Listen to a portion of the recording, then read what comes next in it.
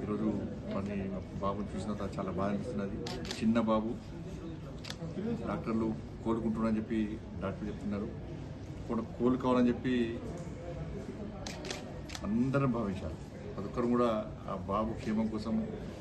నేను చిన్నపిల్లలంటే ప్రేమ పిచ్చెక్కువ. ఒకటి ఇలా టీవీలో ఫోటో చూసిన వెంటనే వచ్చి బాబుని చూడాలనిపించింది. తప్పకుండా బాబు కోలుకోవాలని చెప్పి నేను నమ్ముకున్న అమ్మవారిని ప్రార్థిస్తున్నాను. చిన్న బాబు కాబట్టి కొంచెం రోజు కొంచెం కోలుకునే అవకాశం ఉన్నాయని చెప్పి డాక్టర్లు చెప్తున్నారు. కేవలం చూడడానికి మాత్రమే వచ్చింది. ఇప్పుడు రాజకీయాలు మాట్లాడే టైం కాదు. వీళ్ళు వాళ్ళని తిట్టుకోవడం, వాళ్ళు వీళ్ళకి అన్ని దయచేసి బంద్ చేద్దాం. సమస్యలను రాజకీయ కోణంతో చూసే ప్రయత్నం చేయదు.